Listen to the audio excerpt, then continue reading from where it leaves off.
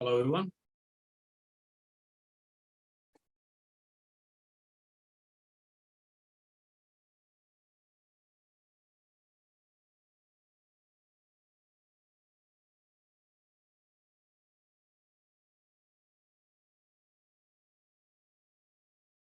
Trying to share the screen.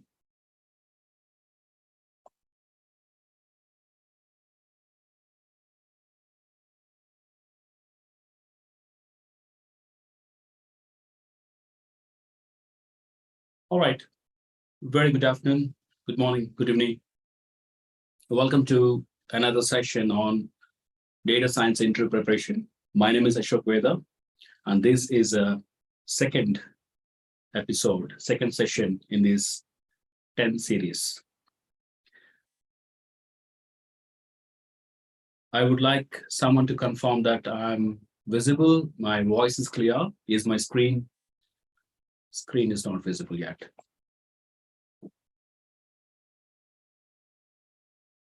All right, so now it should be visible. Can someone please confirm? All good? All right.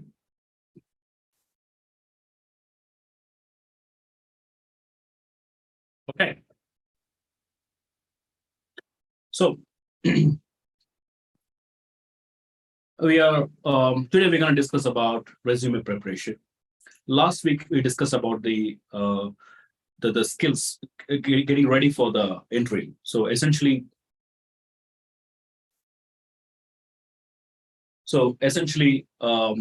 we talked about what are the different skills required for getting ready for the job market. We discussed quite comprehensively. And when you're ready, the next immediate thing you need to focus is your resume. Many times. All right, so the session is not recorded, so I'm going to record the session. All right, so whoever is attending the session, they will also get recorded, and it's actually live streamed. Yeah, it is live streamed, so you'll be able to see in YouTube and other channels. Right, so resume preparation is one of the very important aspects, because many a times you see that people are very skilled, but they are not getting the job interview calls, right? And that's not because of their profile or we've got the knowledge, because knowledge is only after you get the interview call. It's because the resume is not up to the mark.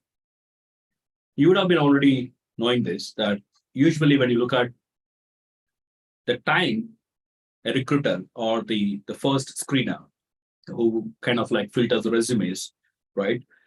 The time they take to look at the resume and make a decision whether it is good for the next round or not is about less than 10 seconds. So it only takes about 10 seconds to decide whether your resume is good or not, right?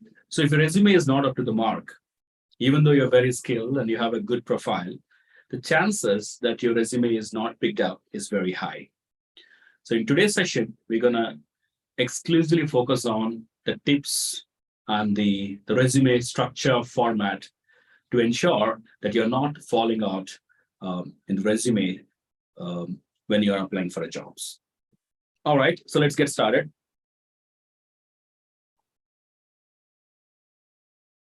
Okay, so first things first, as it says, getting through the ATS is most important thing. What is ATS? It's application tracking system.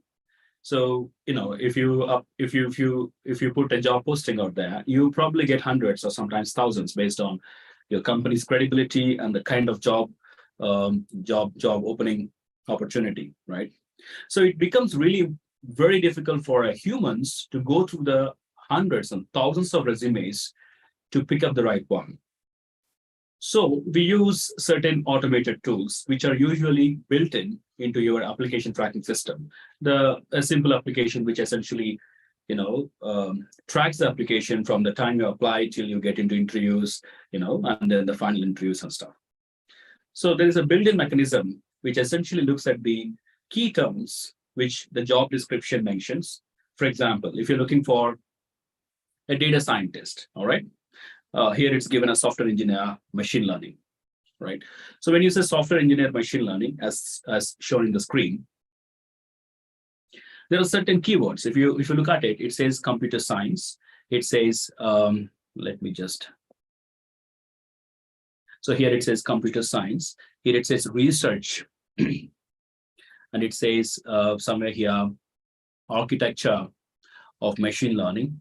It says building, deploying, etc. about the machine learning models. They're looking for someone, right, who could actually deploy this application, not just building, but more on the deployment, the production side, right? So if you think you are fit for this job and you have the skills, what is being asked, the first thing you do is ensure that you have the right keywords. So when you say right keywords, the one which is highlighted there, it says deploying, it says architecture for machine learning, it says, the focus on deep learning, right? So you might know the deep learning, but you didn't mention it. Like maybe you just mentioned machine learning and then you just described the other aspects. For an ATS system to pick up your application, it usually looks at the keyword density or the correct matching of the keywords. So usually when you put a job description, we mention certain key terms or keywords in your job opening in the system, and the application looks to your resume to find and match the keywords, right? Usually, if it is 80% plus matching, the application gets through the next level where a human will have a chance to look at the resume and decide to call for an interview, right? So to get this application, your resume, to cross the first automatic or the automated screening, you really have to put the right keywords, which essentially means you have to really work on your resume for every single job application. You might be knowing that, it's a very common practice that you create one good resume, which talks all about you, your experiences, your projects, your skill set, etc., etc. And then it's like you kind of like review a couple of times, it becomes a standard. And then you simply keep on applying with the same resume for all the jobs. I'm not saying it's a bad practice, but it is always better to, if you can actually look into the keywords mentioned in the job description, and then fine tune a resume. You might only have to do 5% adjustments, right? A simple changes that will ensure that your resume is not simply rejected by an automatic system. You would have missed a great opportunity. It happens, then you would have missed a great opportunity. So keywords from the job description are really important. So you need to pick up these keywords and you put it into your resume. You only do it if you have the skills. Just don't do it. Let's say there is something it talks about the research and stuff like that. If you're not from the research background, please don't copy and put it, because you're wasting not only your time, also the recruiter time. So if the job description or the job role is not fitting you, you should not apply. You're saving time for everyone involved. All right. And I mean, as a recruiter, I have taken hundreds of interviews in the data science, not just for my company, for my clients, many clients. So one of the things I really hate is that someone comes to the interview and what they know, what they said or mentioned in the resume does not match. And that's really, really, really bad, because you might think that I get one interview experience, but you're really wasting a lot of time of the interviewer or all the personnel, all the different people involved in getting you to the interview. So I request not to do that practice. But if you know the skill, it is worded differently in your resume. Try to match it with the wording in your job description. And that really helps you to get picked up in the first automated screen. Okay. All right. So let's move to the next one.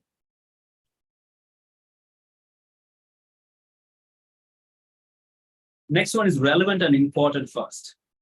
I'm sure that, if you look at many of the resumes, it's nicely in a chronological order, right? Now, I graduated from here, and then I did this first job, whatever job you mentioned over there, and etc. And then finally comes to the I don't know, the latest today, right? Or whatever the last experience you had.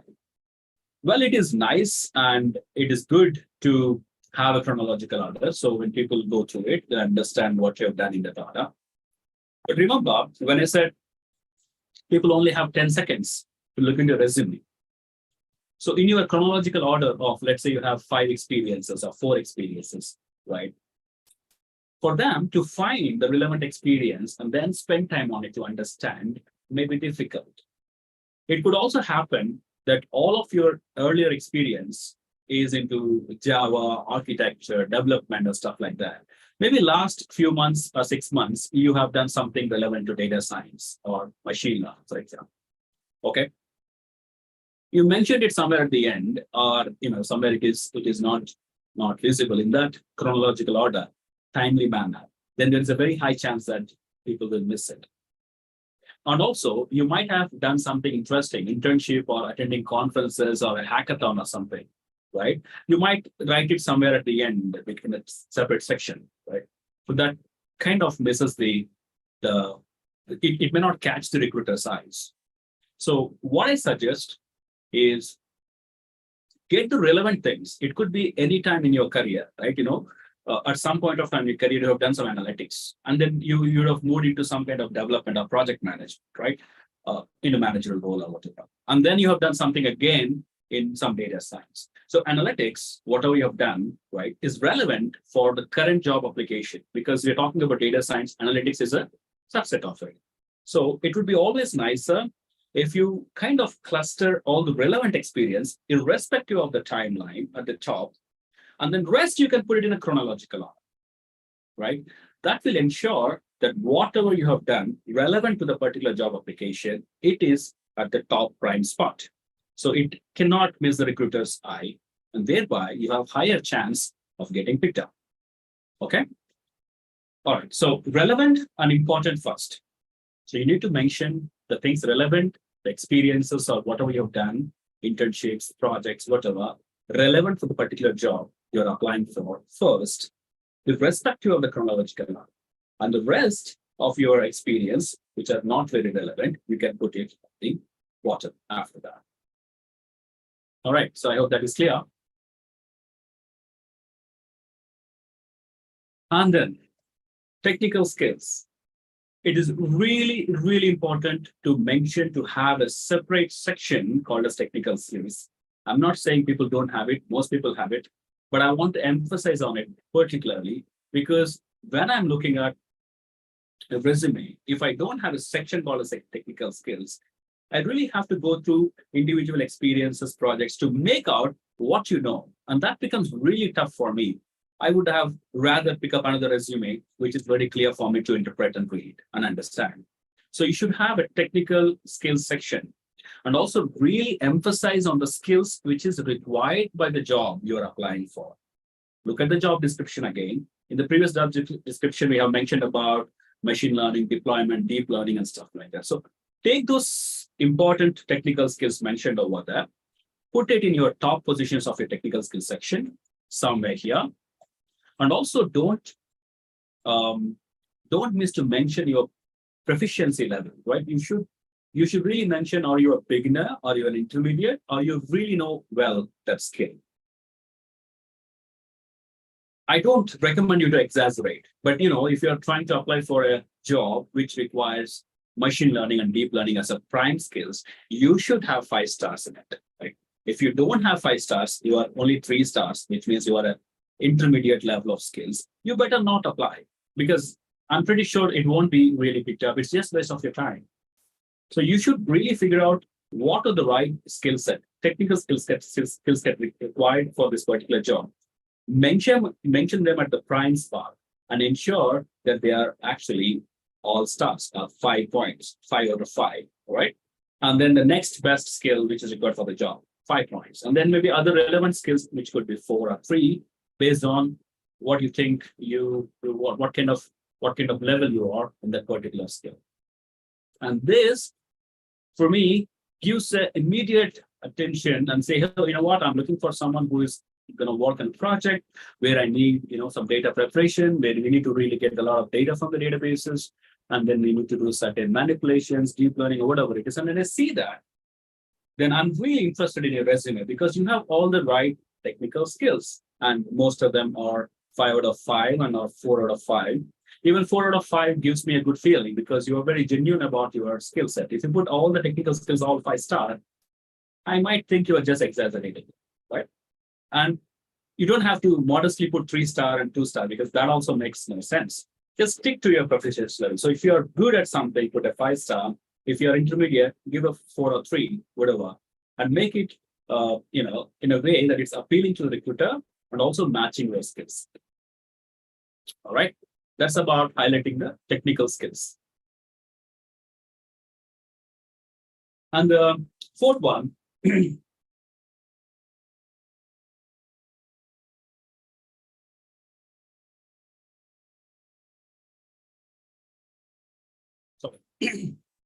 the fourth one, mention conferences and events. See, if you're enthusiastic in data science or machine learning or artificial intelligence, you would have attended many webinars, including this one. And then a lot of events. There are a lot of key events hosted by this Amazon, Azure, in every parts of the world. Sometimes it's virtual, sometimes it's physical. You would have attended hackathons. You would have met some people and learned something. You would have published something, or maybe you have actually given a speech in one of the conferences. All of these things are relevant. Please don't think that, those conferences happens everywhere. Putting the conferences and events I attended looks like I don't have anything else, so I put it. That's not the case. So these things are relevant, right? After your academics and other certifications and stuff, right, after experience and all, you do have a section called events and conferences you have attended, right? And do mention certain important events, right? And it gives a lot of weightage to your profile because when I see that, then you are very active in updating yourself because all of these events and conferences happens like across the world. They talk about new things, the new improvements they have done in their platforms, or the new things happening across the world. They talk about the trends, statistics, technological advancements happening.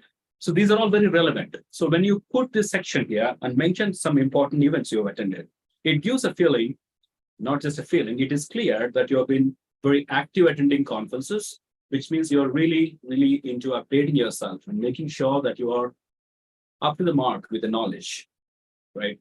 Let me tell you, data science and machine learning and AI, these fields are so dynamic and so fast evolving, right? I have been in this field for about 6 years now, 7 years, delivered many projects to my clients, trained more than 15,000 people as friends. Many thousands of them are already data scientists in a large MNCs across the world. I can tell you, this field is really, really changing. One thing which I really look into the people who I work with in a project or want to hire someone is that learning coefficient. So the speed they can learn, right? And the enthusiasm, the enthusiasm and the interest of them to attend the events and conferences, update themselves with the latest knowledge. So the events and conferences are very important. So please do mention, and again, don't mention a very big list of things. Try to pick up 2 or 3 which are important you have attended. You think you are important, relevant for the job role, and then mention them. Okay. All right. And then provide project details. Well, okay. So this is something which you really have to understand. When you look at the experience, this section, I'm not sure if it's clear for you. So you will get this slides related things later, and you can look at this. I only mentioned few details, very high level, all right, about, okay, I worked in this company, and this was the role, and these are the things I have done, right? These are the things I have done. I don't have the space to write about the projects I have done there, and you should not, because the first page is a prime page. This has to be this kind of like the prime real estate for presenting yourself, right? So you have to talk about your experience, academic, events, technical skills, soft skills. If you want to put a personal information, you can, and something at the top which talks about here, which talks about about you, right? A quick summary about you, right? These are the things you would like to present yourself. These are the things which are relevant for someone who is evaluating you for a particular job, role. But then I'm also really interested as a recruiter to really know what you have done in this company, right? Which means what kind of projects you have done in this company. So that you need to really have to describe the project in a very nice way, in a little bit more detailed way at the end of this resume. So the second page or even a third page. Some people say resume should be only one page. That's true because people don't have time to go beyond one page. But the one page shows who you are and have the all relevant information that attracts my interest. Then I would like to know more about you, right? Then I go to the second page. The second page or a third page, you can still attach them, which contains the project details. And the project details has to be in a format I mentioned over here. It should have a proper timeline from what date to what date you have done this project. Because you could talk about a project, but a duration of the project gives me an idea how big it is. You should also mention how big is the team, or it's a 10 members team, stuff like that. It gives me an idea of how big is the project, right? If it's just one or two members, maybe you don't mention because that's giving you, the otherwise idea. But the thing is, you should give a context about the project, right? The duration of the project, what is the problem statement, right? And what did you do or your team do to achieve it? What is your role in it? It is really, really important. If you look at here, my contribution, so Akshay's contribution is basically the person of his resume is Akshay, right? And it talks about my contribution or, Ashok Veda's contribution or Akshay's contribution or your contribution. You really have to write what was the role you played, what did you do, and how did it actually contribute to a better success of the project. Many a times I see resume that is a big project. So it's like a few 100 million project, and there are 200 people working in it, and I'm in the project, and that's it. I mean, I really don't know what have you done in the project. Are you a project coordinator, or you're an ML engineer, or you're doing something else in the project? I don't know, right? So you're doing a technical role, non-technical role. What is your contribution is really important. Otherwise, you're only talking about a big project, and you're just saying that I'm a part of a big project. But I'm not interested in that. I'm interested in what exactly you have done in that project. So it's really important to mention your contribution. And also put other projects which are relevant for this job role you're applying for, and ensure that all of these are detailed. One thing I tell you, and I really tell you all the time for people who come and ask me, please do not exaggerate your resume. So if you've done 3 projects, it could be an internship projects or a proof of concepts or whatever it is, please do mention as such. Believe me when I say this, when we talk to people, right? I have 20 years of experience, manage hundreds, large teams with hundreds of people in the projects. Also built my own company from bottom up, having a lot of clients across the globe, particularly delivering AI and ML solutions. So taking interviews and analyzing people is my daily work. And most of the recruiters have the similar experience. When we talk to someone, if they have exaggerated it, believe me, we will even know how much you have exaggerated. And we don't normally bother about exaggeration because, most people do a bit of exaggeration. But from your side, because you have exaggerated a bit, maybe you haven't done it. Maybe you are not a part of the project, or you are just a part of the project, but you haven't done what you mentioned over that.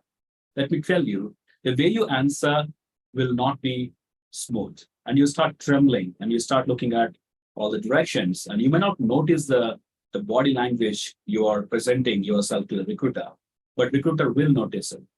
So any sort of exaggeration usually has a negative effect of your interview. So don't think that I put a lot of things, so I will clear the interview.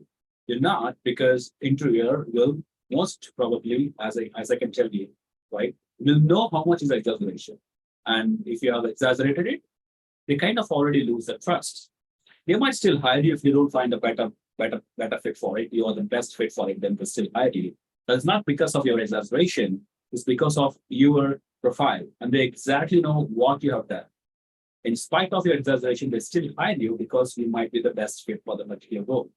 So don't get a wrong idea that your exaggeration helped you to get a job. It's not. Exaggeration usually has a negative effect. So you have to put the projects you have done. If it's a learning project, put it as a learning project. Usually, I don't suggest to put a learning project because there's so many out there and doesn't really carry much of credibility.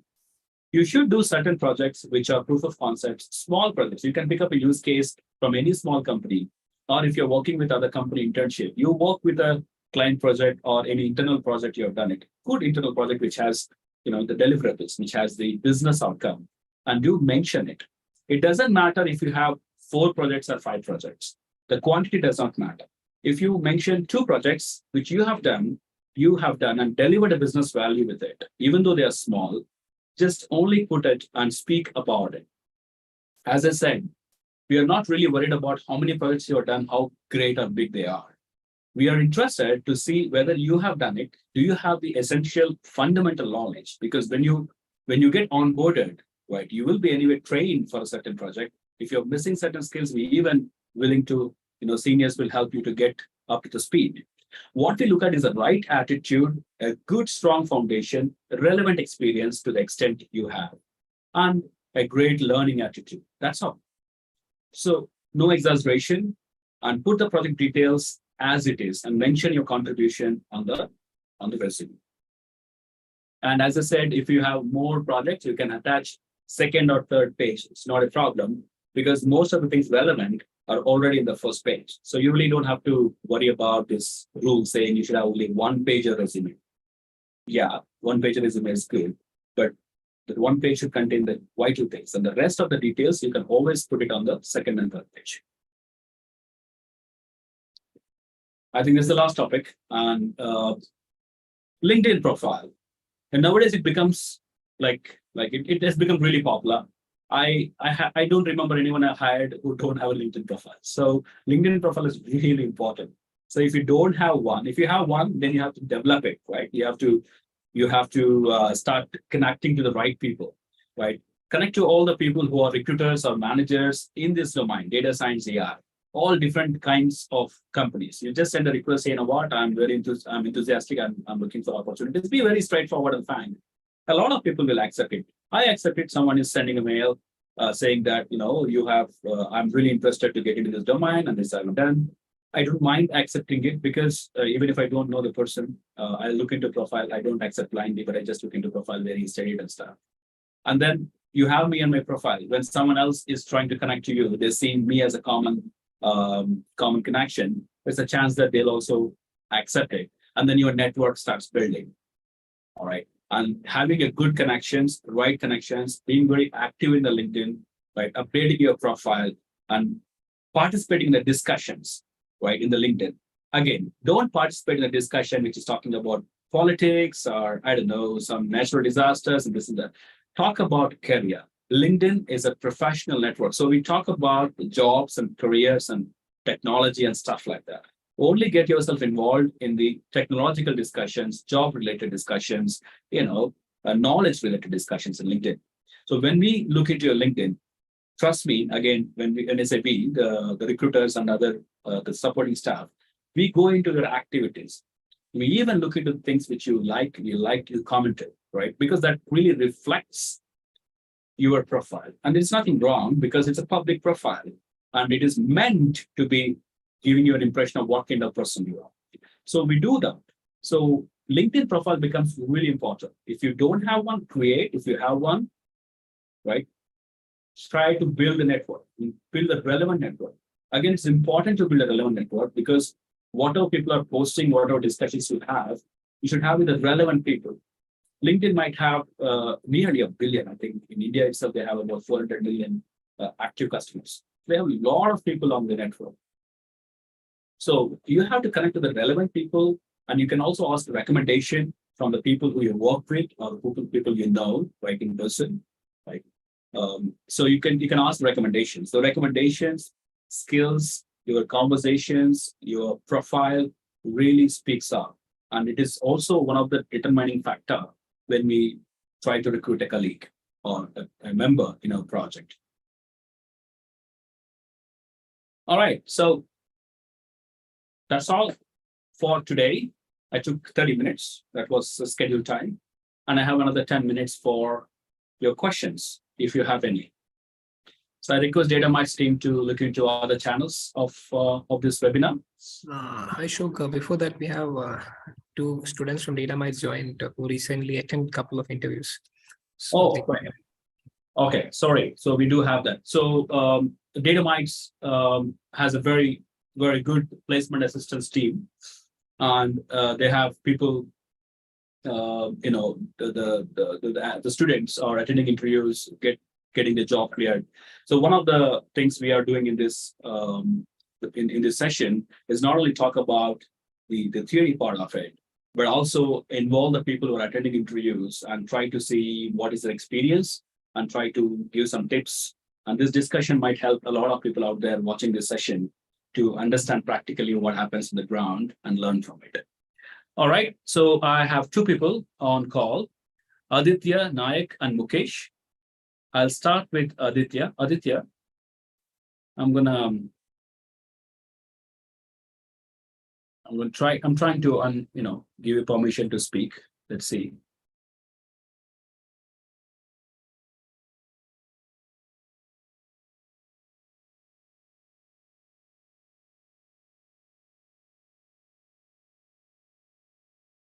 Okay, got you here. Can you? Hello, sir. Namaste. Hey. So can you switch on your video? Is that permitting to do that? Check.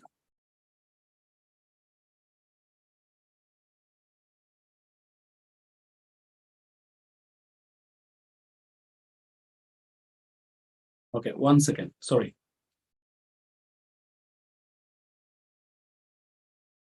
It's taking a lot of time. Hello, Okay. sir. Aditya, so switch on the video. You should be able to do now. Sir, I am in outside. Oh, okay, no problem. So go ahead. Go ahead. So introduce yourself and then we can talk about the interview you attended. Sir, ಕನ್ನಡದಲ್ಲಿ ಕೇಳಬಹುದಾ sir? So go ahead. Can you hear me, Aditya?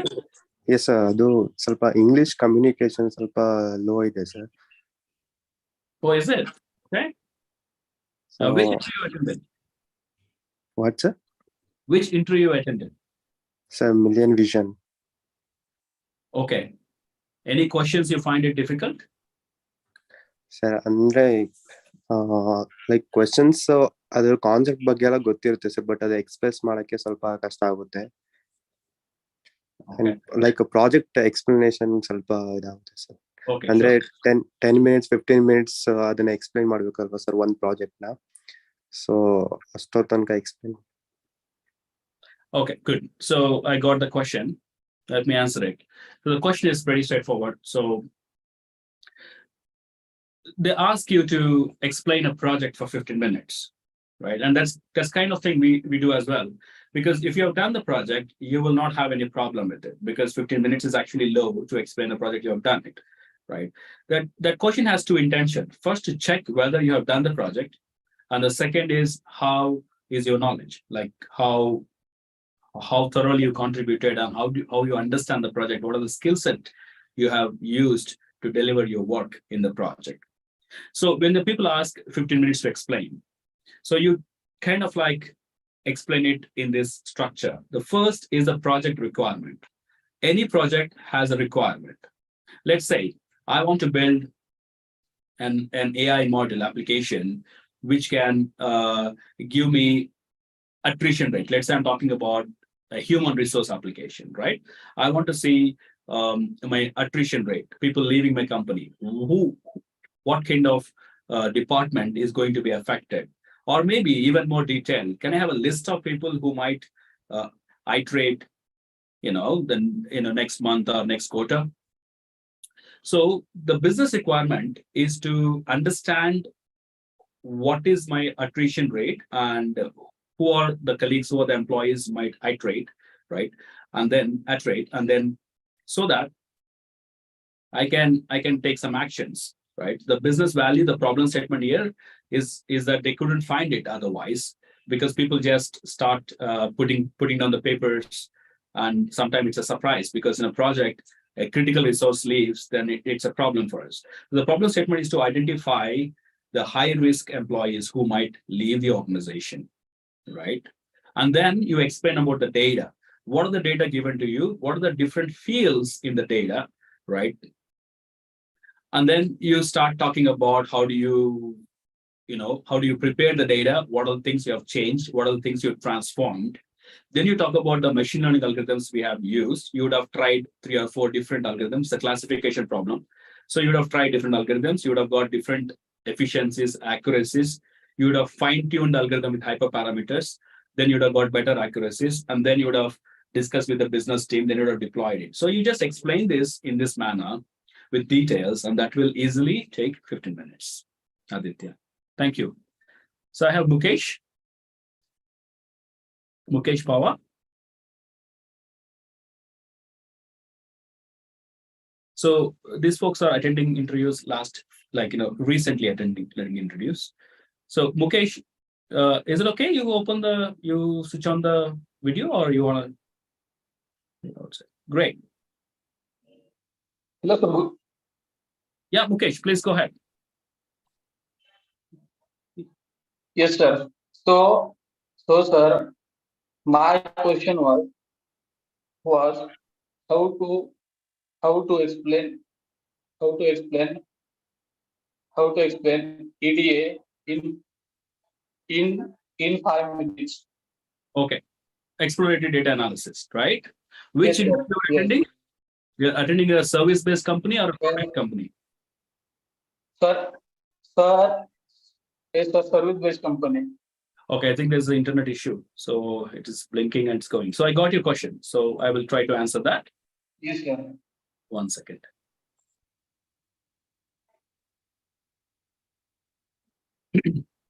I already explained you, EDA is exploratory data analysis, which is about preparing the data. There are many techniques in EDA, right? First of all, you're choosing the right features which you want to transform, right? The first thing is actually selecting the features or the columns which you would like to take to the next level.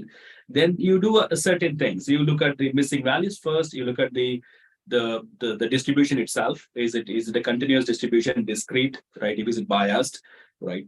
And then you look into missing values. And if there are missing values, there are multiple ways you can treat them, right? And then you transform the data to make it more easy for the machine learning to digest, right? All of this comes under exploratory data analysis. You also understand the data. For example, looking at the data, you should be able to making sense. Let's talk about the same employee attrition example.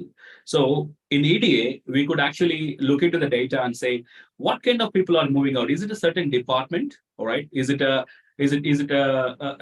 development team from a certain project are moving out? If that's the case, then probably there is some problem with the project. It may be more tiring.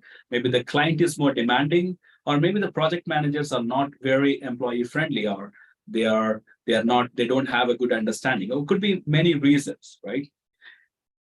If it is a lot of people from certain location or leaving the organization, like let's say I have different regions of the organization. You have India, US, and other places. So certain office in US have a very high rate of attrition. If that is the case, maybe there's something wrong going on in that particular region. Maybe the people who are working from home, and suddenly that region head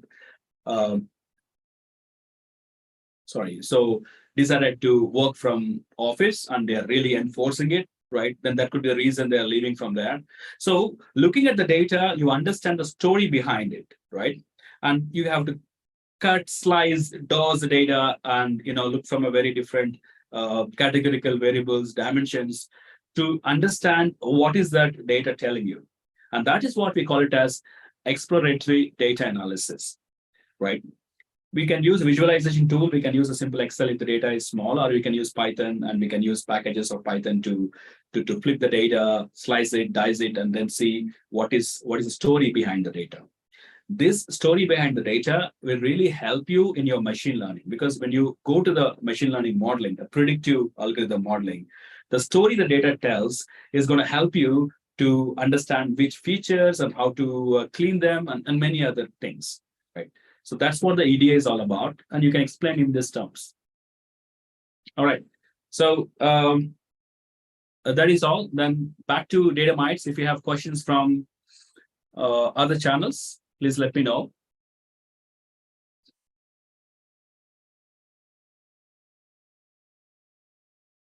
I have a question asked or copy pasted by the DataMites team.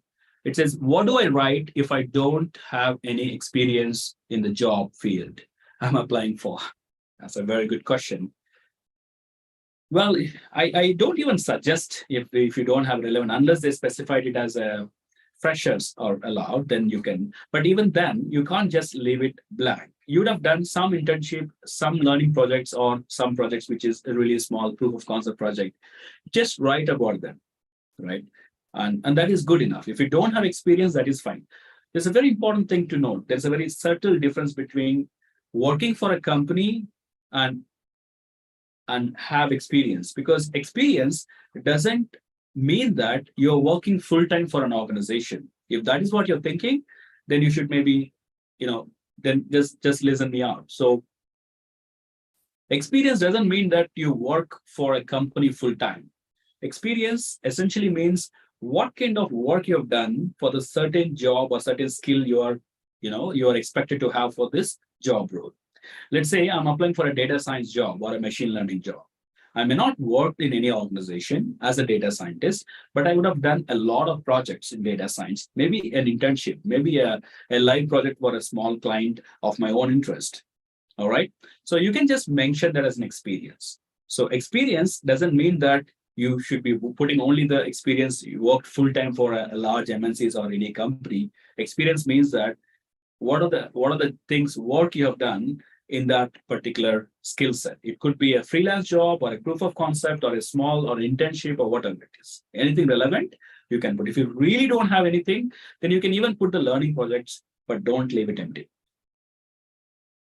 Okay, hope that answers your question. I have a next question coming in. What is meant by one-tailed and two-tailed test? So this is a hypothesis testing. T-tests are essentially for comparing the two different groups, or you can say samples. All right. When you look at maybe I can write, but when you look at the normal distribution, right? It has the tails. I mean, normal distribution by definition, it doesn't touch the x-axis, right? It just goes to the infinite. And of course, if you take that entire thing, it will be 100% data. So when you are comparing two different distributions, are we considering both sides of the tails or both sides of the distribution, or the one side has a statistical significance, right? For a data scientist, you do not have to worry about it. So you do this hypothesis testing usually to decide whether the two particular features or two predictors have something in common, or are the same or the different. Null hypothesis, we'll start with saying they're same. And when you do this t-test, if the probability value is less than 5%, p-value is less than 5%, then we say that the null hypothesis says they are same. If it is less than 5%, we can reject the null hypothesis that they are same, so that they're different. If they're different, we take both the predictors for your further analysis. That is the purpose we use when it comes to machine learning, the t-test, right? And it doesn't matter if you're using one-tail or two-tail, mostly this should be fine. But when you talk about one-tail, two-tail, you're only when we're talking about the size of the distribution you're considering for comparing the two groups or two samples. I have third question, says, what resume format is best to use? Are there any formats available online? I have showed you one format right now, and I will ask the DataMites team to send it to you. Okay. So this is the format. If you look at it, see, and I think we have it in PPT or some other editable format. I don't know. I think it's PPT format, right? I will ask the DataMites team, along with the recordings or in whatever channels you are, to put a editable format there so that you can download and you can use it for the purpose. And this is decent. You don't have to really make the resume creative. No, not required. It has to be clear, and all the information which a recruiter wants to know should be there in a right order, the right format. You don't have to put your photos and make it more zazzy, put a lot of colors, or print it in a thick photo paper. Not required. That is not what is expected. The resume purpose is to communicate your skills, your experience to the recruiter. And if we can do that in a right manner, simplest, clean manner, then that is a good resume. Okay.